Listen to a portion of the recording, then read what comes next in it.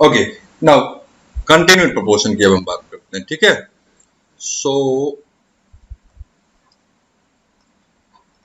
Continued proportion, कोई idea है continued proportion का क्या होता है? सपोज दैट कि ए, बी और सी ये तीन क्वांटिटीज हैं, ठीक है। तो ये अगर कंटिन्यू प्रोपोर्शन में होंगी, if A, B, C are in continued proportion,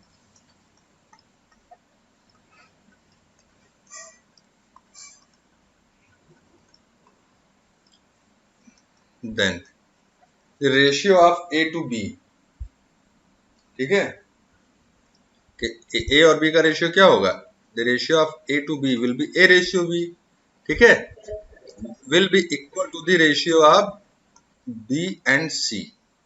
तो यहाँ पे जो बी है ये दो बार आ रहा है, that will B common. So such type of proportion are called continuous proportion, ठीक है। So if any three quantities A, B, C are in continuous proportion, then they will be equal to, means their ratio will be equal to, इस तरीके से A ratio B है तो इसका ratio B ratio C के equal हो जाएगा, ठीक है। तो अगर इस कंडीशन को फुलफिल करते हैं तो इनको हम बोलते हैं continued proportion.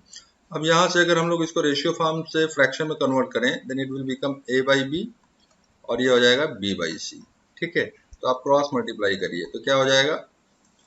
AC equal to B square, so you can say B square equal to AC या B equal to under root AC। So this is the main condition of continued proportion, ठीक है।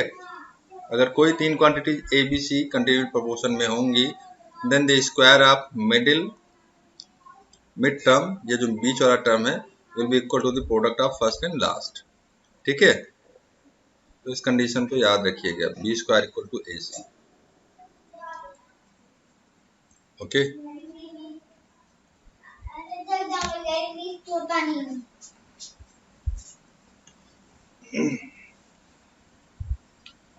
अब इसमें first proportion, third proportion और mean proportion, ठीक है, ये तीन चीजें आई हैं। तो यहाँ पे आपने देखा A ratio B ratio equal to B ratio C, तो ऑब्वियस सी बात है इस ए को हम लोग बोलते हैं फर्स्ट प्रोपोर्शन, क्योंकि पहला है, ठीक है। पहले टर्म को ही आप बोल सकती हो फर्स्ट प्रोपोर्शन,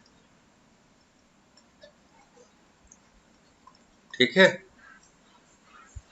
और सी क्या हो जाएगा? That will B third proportion. और मेन प्रोपोर्शन तो हम बता ही चुके हैं, ओके। तो कॉन्सेप्ट तो इसका इतना ही था। एक्सरसाइज पे आते हैं।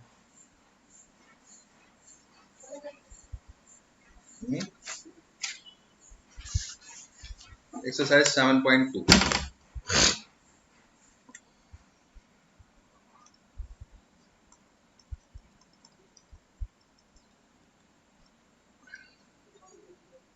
हाँ बताइए कौन सा बताएं, आप देख लो जो टफ लग रहा हो। पहला तो इजी है,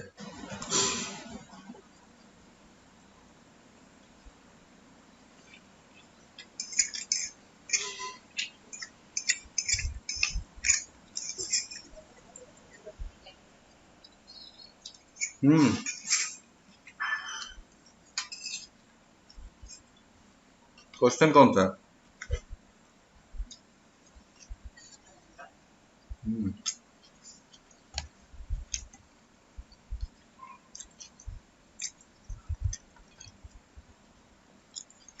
find the third proportion to this. तो 5 10 मान लेते हैं थर्ड प्रोपोर्शन एक्स है, ठीक है। तो अभी पीछे मैंने क्या बताया था कि A ratio B equal to B ratio C continue proportion की बात हो रही है। इसमें सी क्या होता है? Third proportion. ए क्या होता है? First proportion. बी को क्या बोलते हैं? मेन प्रोपोर्शन, बी, ठीक है। तो इफ 5 10 एक्स ये क्या है हमारे कंटिन्यू प्रोपोर्शन में आएंगे, तो क्या बताया गया था अभी formula, B square equal to A C, ये बताए थे। हाँ तो ये ए होगा, ये बी होगा, या सी होगा। हाँ तो 10 का स्क्वायर मीन्स 100 इक्वल टू ए कितना है 5 into x, so X will B 20, तो थर्ड प्रोपोर्शन विल बी 20।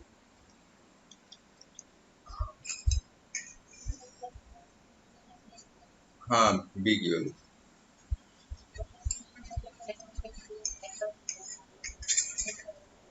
उसका root B square equal to A C, B equal to under root A C. भूल गए क्या इतनी जल्दी?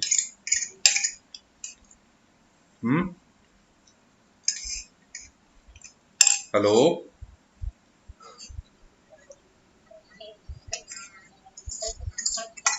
हम्म,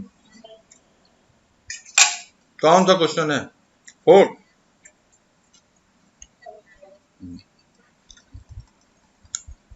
find the mean proportion of 5 and 80। तो इस चीज को याद रखो, mean proportion B equal to under root A C या B square equal to A C. अभी पीछे बताया हूं ना बेटा, भूल गए इतनी जल्दी?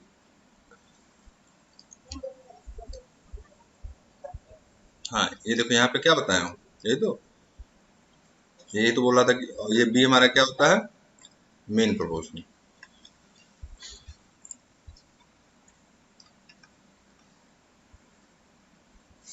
ओके, तो यहाँ पे क्वेश्चन में आपको ए और सी तो गिवन है ना, उसने बोला मीन प्रोपोर्शन ऑफ 5 एंड 80, 5 और 80, तो मान लेते हैं इसका मीन प्रोपोर्शन x है, it means 5x 10 will be in continue proportion, in continued proportion. ये नॉर्मल प्रोपोर्शन नहीं होंगे, नॉर्मल प्रोपोर्शन में मीन प्रोपोर्शन नहीं आता है। जैसे ये जो है नॉर्मल प्रोपोर्शन होता है, A ratio B equal to C ratio D, this is normal proportion. तो इसमें मैंने मीन प्रोपोर्शन थोड़ी बताया, इसमें मीन प्रोपोर्शन नहीं होता, मीन प्रोपोर्शन कंटिन्यू प्रोपोर्शन में होता है।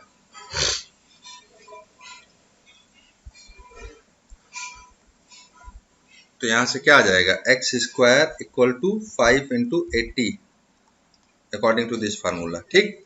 सो X will be under root 5 into 80, 5 को, हाँ तो 400 का रूट क्या होता है, 20। तो मेन प्रोपोर्शन कितना आ गया, 20। आगे बढ़िए।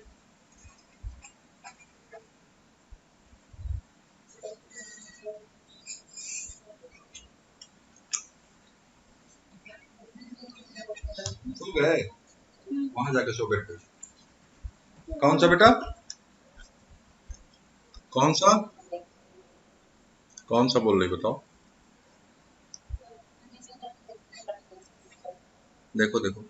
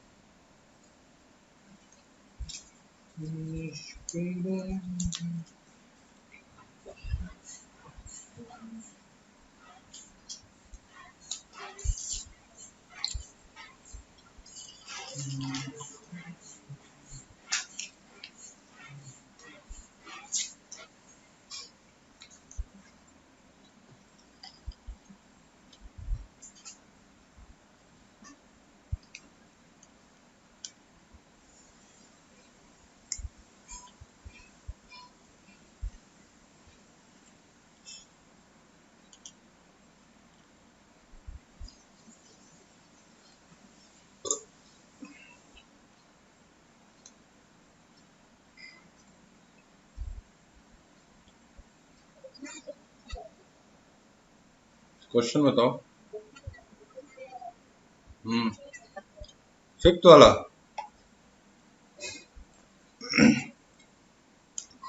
If A 12 16 and B are in continue proportion,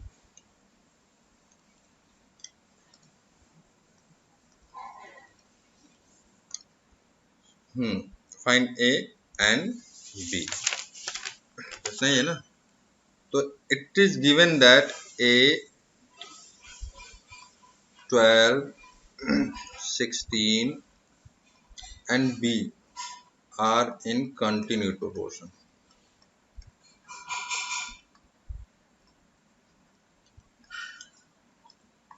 तो continued proportion में है, it means the ratio of A to 12 will be equal to the ratio of 16 to B. Okay, so इसमें दो अननोन एक इक्वेशन से कैसे आएगा बेटा? A by 12 will be equal to the 16 by B. So AB equal to 12 into 16. ये M L Agarwal साहब का थोड़ा सा दिमाग खिसक गया था क्या? नंबर ऑफ इक्वेशन एक ही है और वेरिएबल उन्होंने दो पूछ दिया है, ए और बी। और आगे कुछ क्वेश्चन दिया है क्या? नहीं, कुछ तो नहीं है।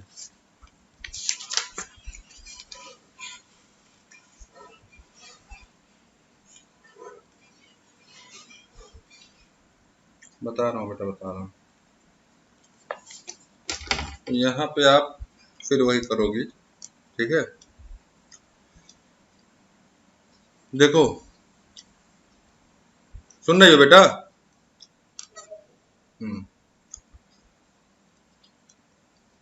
यहाँ पे ये तीनों चारों अगर हमारे किसमें है?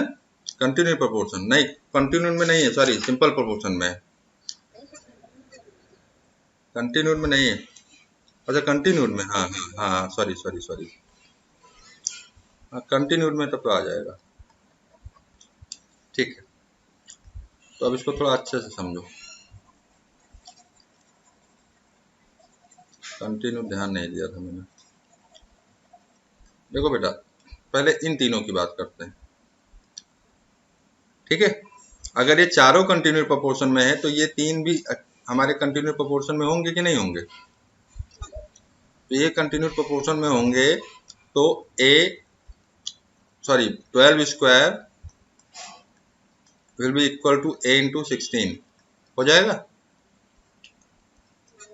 तो 12 का square 144 equal to A into 16, तो A इक्वल टू 144 बाई 16, 16 1 जा 16, 16 9 जा, तो A आ गया आपका 9। ठीक है, अब देखो हमारे पास क्या था? A 12, 16 और B। तो हमने ये, हाँ, और रखो या ना रखो, अब लास्ट के ले लो, 12, 16 और B, ये भी तो कंटिन्यूड प्रोपोर्शन में होंगे। तो इसमें क्या हो जाएगा? 12 into 16 equal to, sorry, 12 into B equal to 16 square होगा। भाई ये तीनों हमारे कंटिन्यूड प्रोपोर्शन में है, तो बीच वाले का square that will be equal to the product of first and last. तो 16 का स्क्वायर कितना होता है बताइए?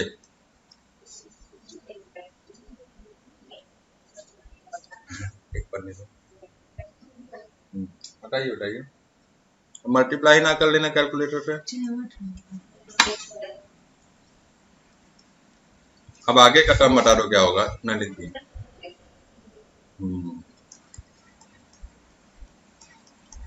तो बी की वैल्यू निकालो, डिवाइड करो।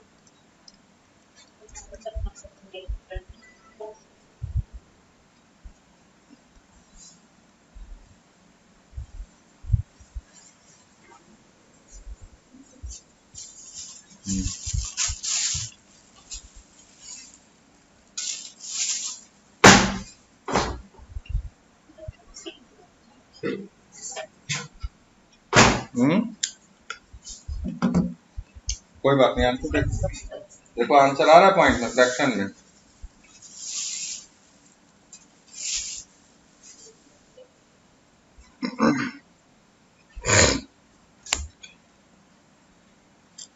टू वन जा, टू टू जा, टू थ्री, हाँ हाँ, आ गया 64।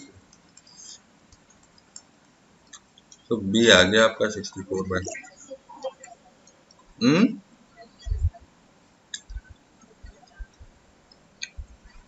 तो क्या दिक्कत है, प्रूविंग वाले प्रूव करिए।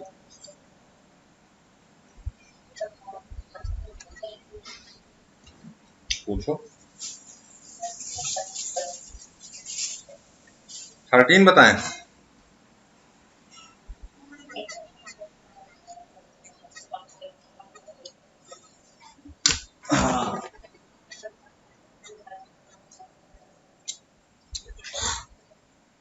पूछते जाओ, दिक्कत क्या है, आराम से पूछो, जो जो आ रहे हो। मैं भी रिलैक्स हूँ, कहीं कोई क्लास नहीं लेनी है, आराम से पूरी फिनिश कर लो एक्सरसाइज। खाना वाना खा चुकी हो?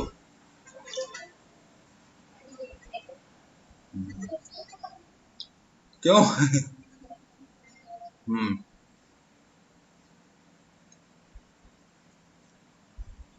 कोई बात नहीं, जितना कर।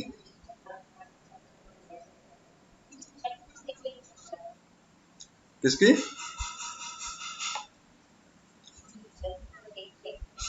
कोई बात नहीं, कोई बात नहीं। बताओ कौन सा बताएं।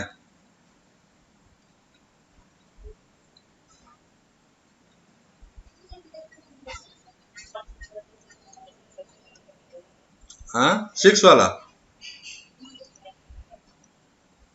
6 वाला। बोलने दो 6 वाला। What number must be added to each of the number this so that they are in proportion? तो के मान लो। लेट के is added,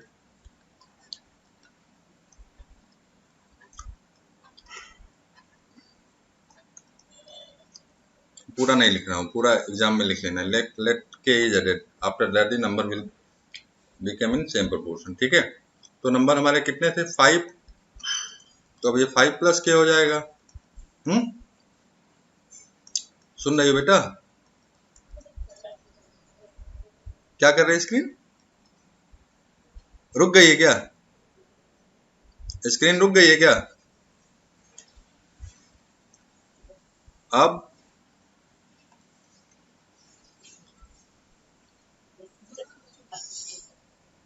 ठीक है।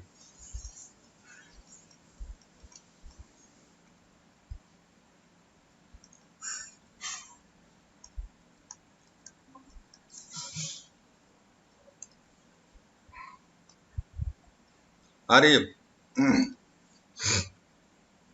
सो लेट के इज एडेड, ठीक है, इन ईच नंबर, ठीक है, after that this number are in proportion, same proportion।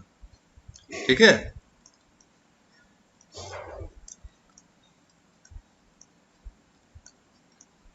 तो अब ये सेम proportion में हो गए हैं, तो इसका मतलब क्या हो गया? कोई 4 नंबर सेम proportion में होते हैं तो ratio of first into second means 5 plus k and 11 plus k, इनका जो रेशियो है that will be equal to 19 plus k ratio 37 plus k. हो जाएगा ना? बताइए। अब इसको सॉल्व करके के की वैल्यू निकालिए, क्या हो जाएगा? 5 प्लस के, अब ये बड़ा क्वेश्चन है, अपॉन 11 प्लस के विल बी। रुक गई? ये आपका नेट सही नहीं चल रहा है क्या? वाईफाई से कनेक्ट या डेटा है मोबाइल का? हेलो? हेलो? हेलो बेटा, बताओ। हाँ, आ रही आ रही। अब दिख रही है बेटा स्क्रीन? मैंने शेयर नहीं किया है क्या? कुछ नहीं आ रहा? दोबारा से। ठीक है, तो अब इसको सॉल्व करके के की वैल्यू निकालिए, जरा देखते हैं आपकी अलजेब्रा कितनी अच्छी है।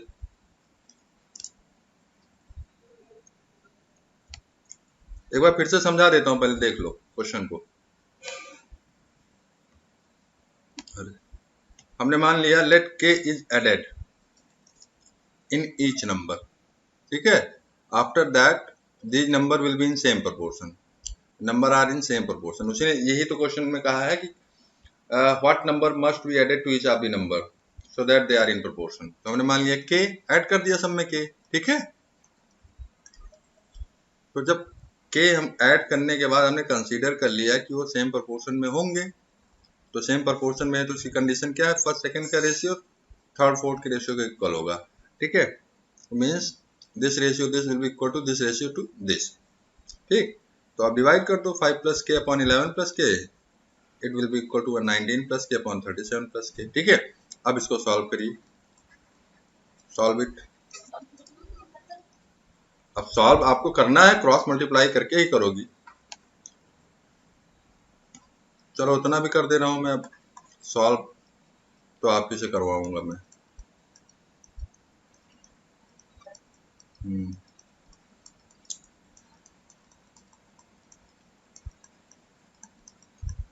अब पहले ब्रैकेट ओपन करो, उसके बाद देखो क्या हो सकता है.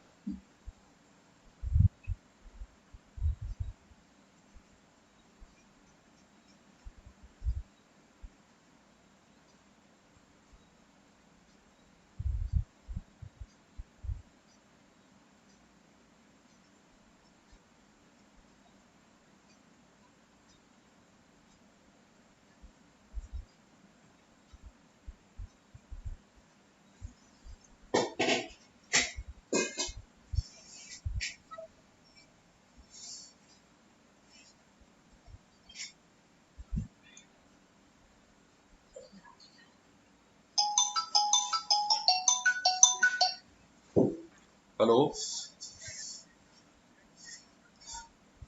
अच्छा कोई बात नहीं, कोई बात नहीं, कोई बात नहीं, कोई बात नहीं. अच्छा अच्छा अच्छा, हाँ हाँ लगाइए. ठीक है, ठीक है.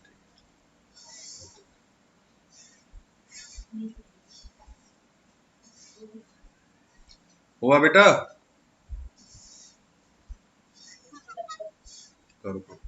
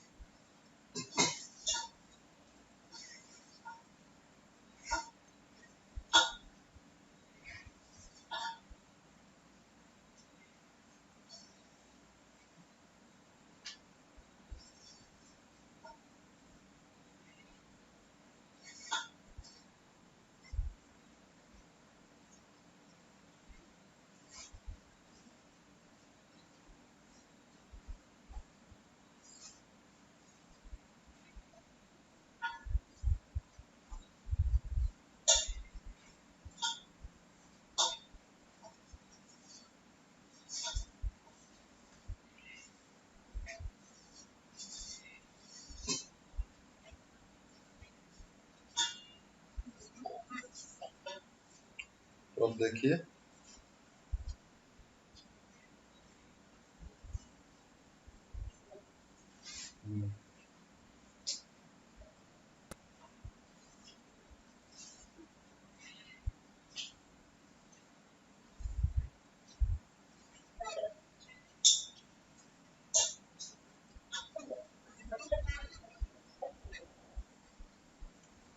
कहीं गलत किया है आपने.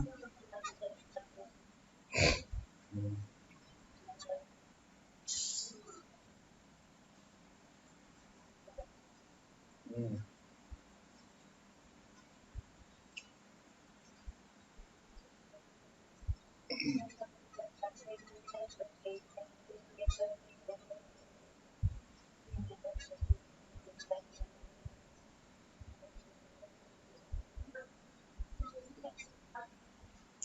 9 वाला बताना.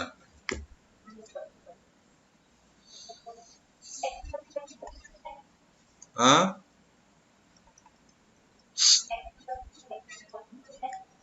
देखते हैं क्या है.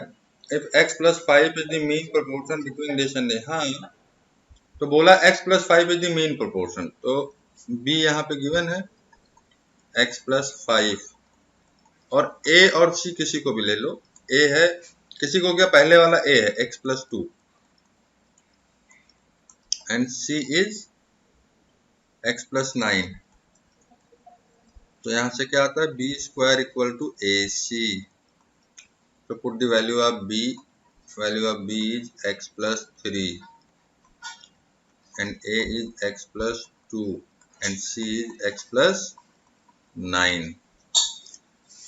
Okay, now solve it. Solve करो इसकी और वैल्यू निकालिए।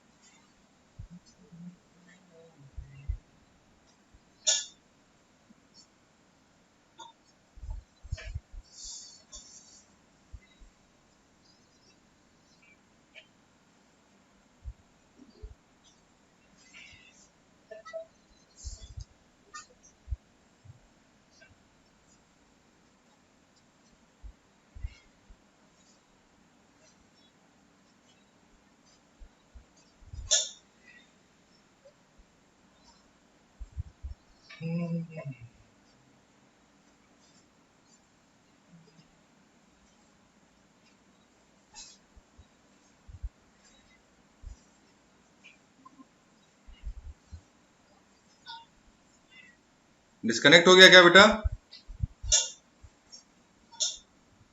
हाँ,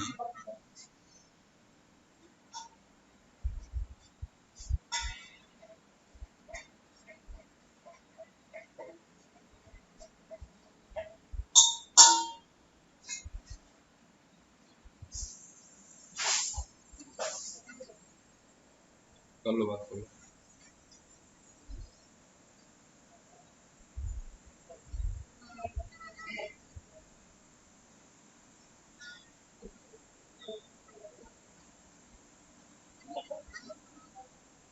नहीं आ रहा है?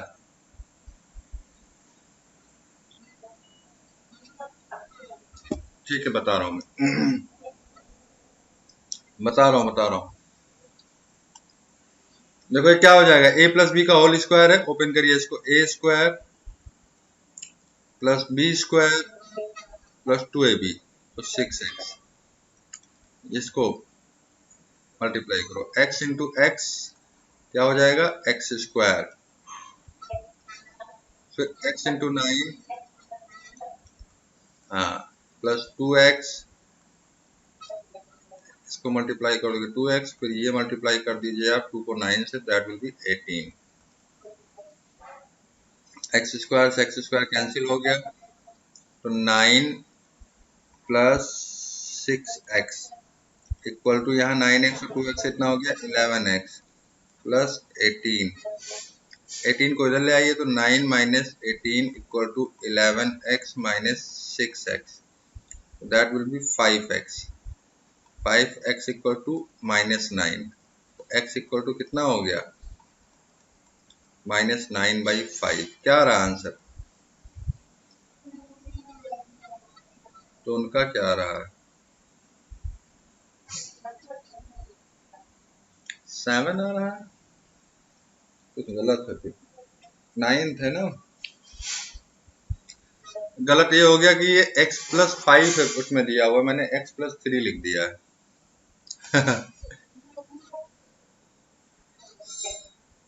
यहाँ पे 5 है।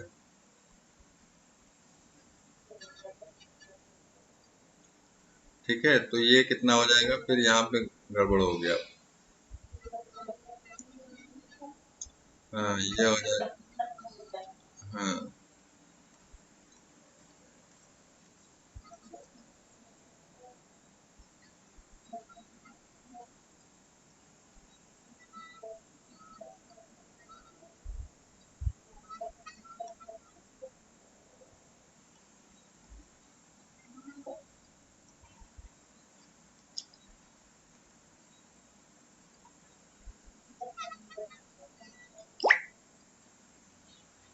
पूरा मिटा दे रहा हूँ।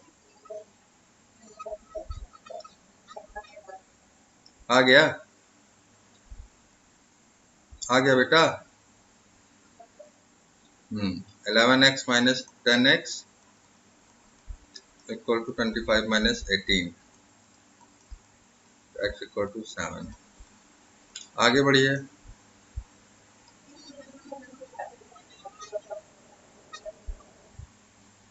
अच्छा, तो अब क्या भेज देंगे?